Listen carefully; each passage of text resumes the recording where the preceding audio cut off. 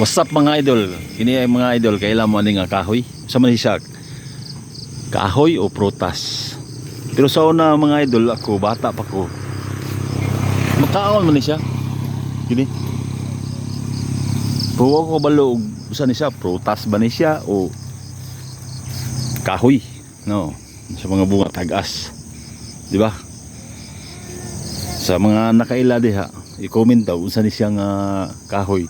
Prutas o kahoy? Oh, mga bunga. Diba? Pero sa una gagmay pa ko, nakakaon ko ani. Pero guwang na ni siya kanang hinog na.